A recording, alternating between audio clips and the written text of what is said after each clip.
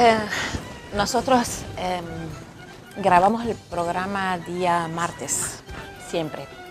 Entonces, de martes a domingo pueden suceder y pasar muchas cosas al respecto del tema de Siria o lo que está pasando en el mundo árabe.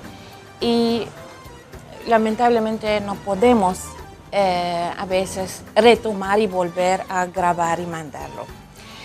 Como en este caso del ataque de Estados Unidos a Siria, que hoy día está conmoviendo el mundo entero.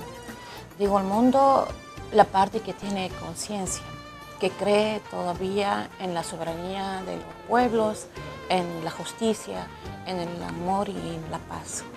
Hoy hablamos de esto. Ahla wa sahla, al revés comienza.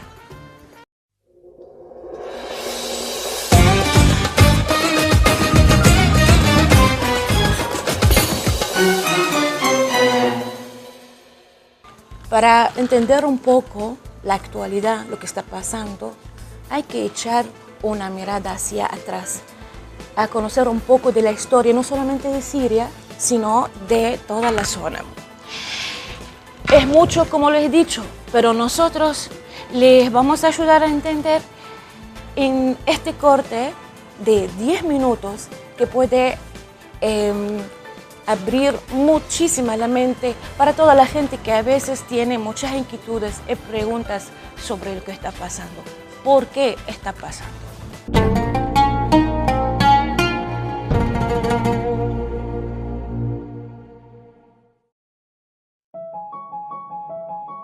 Siria está aquí, a 8 horas de avión de España. Es la mitad grande y su población se concentra aquí. ¿Por qué? Porque toda esta zona es un enorme desierto, pero un desierto muy importante. Tiene 1/3 de las reservas de petróleo del mundo y también de gas natural. Según algunos, el nuevo petróleo. Para sacarlo de aquí y llevarlo a Europa, hay que rodear toda esta península y salir por el canal de Suez. Como te puedes imaginar, aquí te cobran. Pero hay otra manera más fácil, la línea recta. El que controle estas tuberías las puede abrir y cerrar, como un grifo. Si no pagas, no hay petróleo, ni gas. Esta región es increíble. La civilización en el planeta empieza en 3 sitios y este es uno de ellos. Mesopotamia, aquí. Sumer, que te sonará menos, pero es donde empieza todo, aquí también. ¿Recuerdas la Torre de Babel de la Biblia? La hicieron estos tíos. Egipto, aquí. Siempre ha sido un punto de contacto entre Oriente y Occidente, dando a Asia salida al Mediterráneo. Quizá por eso aquí nacen las principales religiones monoteístas, el judaísmo, el cristianismo y el islam. El islam es el último que llega y de hecho acoge a las 2 anteriores. Adán, Noé, Moisés, Jesucristo son considerados profetas islámicos. Bueno, al grano. Como la zona es brutal, todos han querido controlarla y siempre ha estado dentro de algún imperio. Los persas, los griegos, los romanos.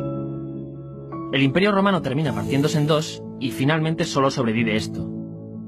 Ahora es cuando la última religión monoteísta, el islam, construye su propio imperio. ¿Te acuerdas de las cruzadas? Bueno, pues son los europeos cristianos intentando recuperar esta zona de la que estamos hablando. Los últimos en llegar son los turcos, que ojo, no vienen de Turquía, sino de muy lejos en Asia, junto con Gengis Khan. Lo conquistan todo y fundan el Imperio Otomano. El Imperio Otomano se queda ahí hasta la Primera Guerra Mundial. 600 años.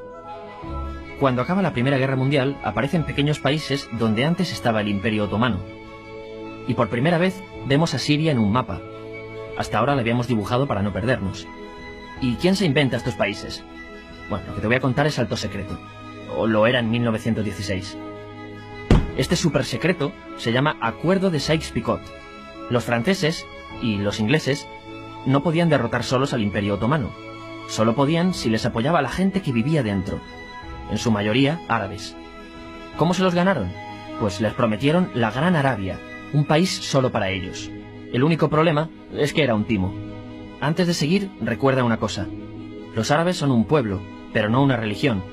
O sea, un árabe puede ser musulmán, puede ser cristiano, y antes del Islam parece que hubo tribus árabes con tradiciones judías. Bueno, pues a los árabes no les dieron ese único país que les habían prometido. En su lugar, franceses y británicos crearon muchos países pequeños. Estos países, obviamente, no eran países de verdad, sino zonas bajo su control, con gobernantes puestos por ellos. Durante este tiempo hacen lo que quieren con la zona. Recuerda que hay petróleo. Siria, aunque no tiene grandes reservas, tiene fácil salida al mar. Y Francia, que es la que se ha quedado con Siria, se lo da a compañías extranjeras. Después de la Segunda Guerra Mundial, los europeos se van. En el caso de Siria, son echados a patadas.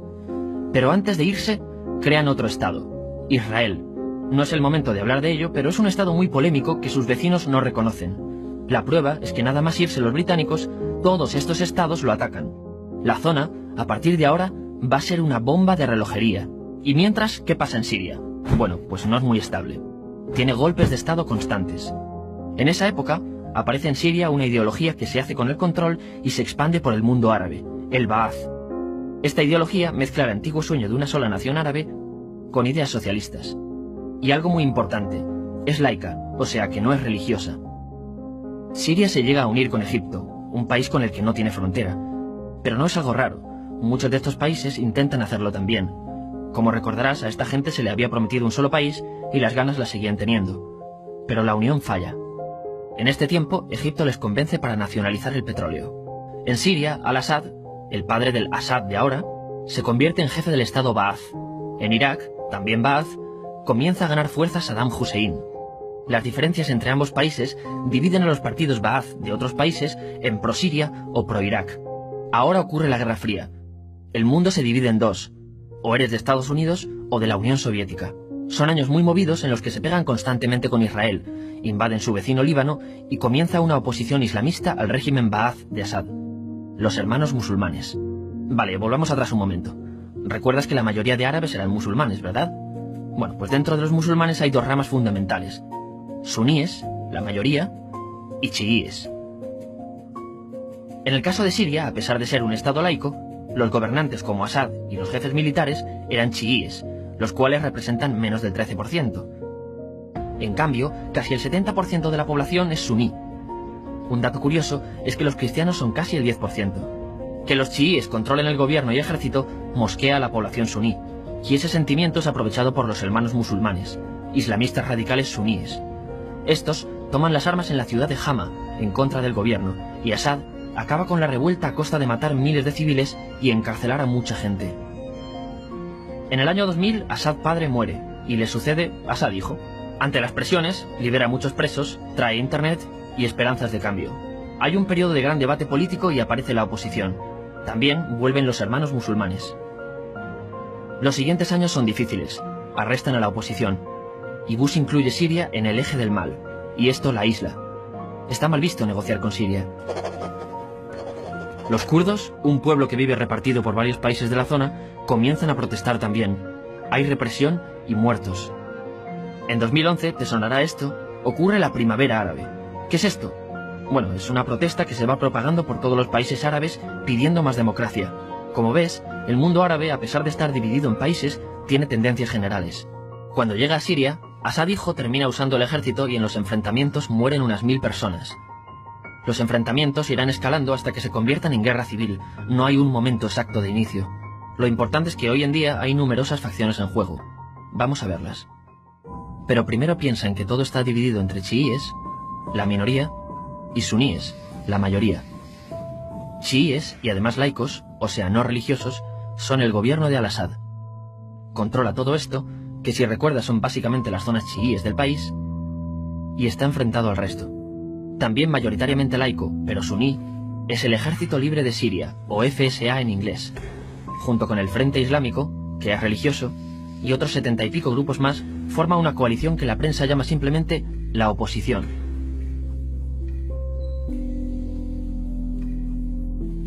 También suníes e islamistas, pero radicales, son Al-Nusra, llamados Al-Qaeda en Siria porque son básicamente eso, Al-Qaeda en Siria.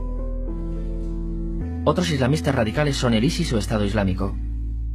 Salen de Al-Qaeda en Irak, controlan la mayor parte de Siria e Irak y se han hecho famosos por sus atrocidades. Su objetivo teórico impacta a muchos. Es un Estado Islámico a lo largo de Asia, África y Levante. Aunque a ti ya te suena, ¿verdad? En naranja tenemos al pueblo kurdo. que recordarás porque el presidente al-Assad lo reprimió, al igual que gobiernos de países próximos también lo hacen. Ahora controlan militarmente esta zona. Antes de terminar, repasemos los apoyos internacionales a fecha de octubre de 2015.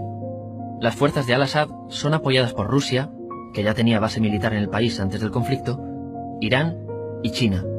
Todos son países de lo que Europa llama Oriente. En contra de Assad, apoyando a la llamada oposición, luchan Estados Unidos, Turquía, Francia, Gran Bretaña y Arabia Saudí. Podemos terminar con algunas conclusiones. Te advierto que esto ya es pura opinión. Si recapitulamos, vemos que la región es estratégica. Por su situación privilegiada, todos la quieren. Siria siempre ha estado bajo el paraguas de grandes imperios. Piensa que hace 100 años la actual Francia era Francia. Gran Bretaña era Gran Bretaña. Pero es que hace 200 también, y hace 300 también, y hace 400 también. En cambio, Siria solo es Siria desde hace menos de 100 años, y solo se gobierna a sí misma desde hace poco más de 50. Además, jamás decidieron sus fronteras, se las impusieron. Europa dividió Oriente Medio a su antojo para controlarlo, diseñando países sin tener en cuenta su población. Muchos historiadores dicen que todo pueblo tiene la necesidad de manejar su propio destino, pero estos ingredientes que hemos visto juegan en contra de proyectos como la Siria Ba'ath, que encima usa la represión para mantenerse. En última instancia, lo que producen es una guerra civil. En este contexto no es extraño que aparezcan actores que se alimenten de la desesperación, el sentimiento suní de opresión y la visión de Occidente como invasor. ISIS usa la identidad árabe y la mitología de antiguos imperios. Cuando quieras entender el presente, pregúntate, ¿y el pasado?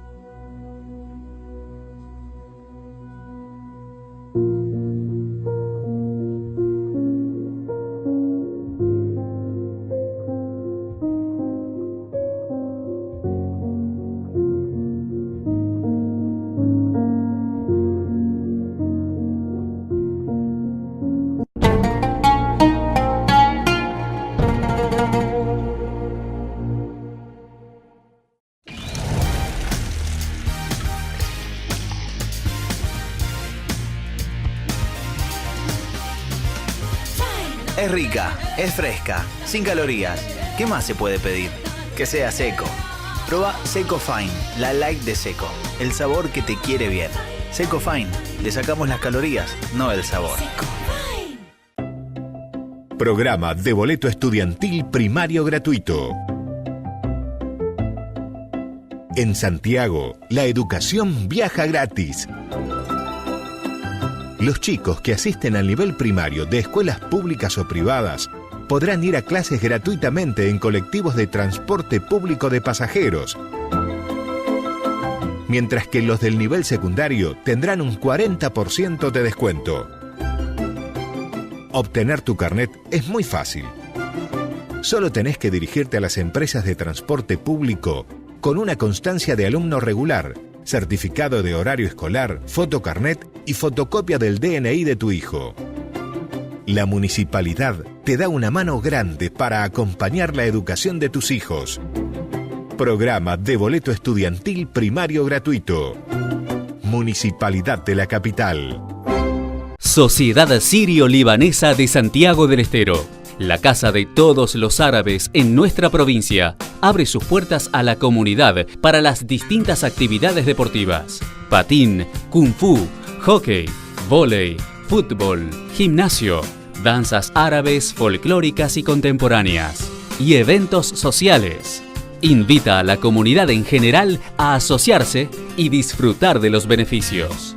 Sociedad Sirio-Libanesa, una institución al servicio de la comunidad.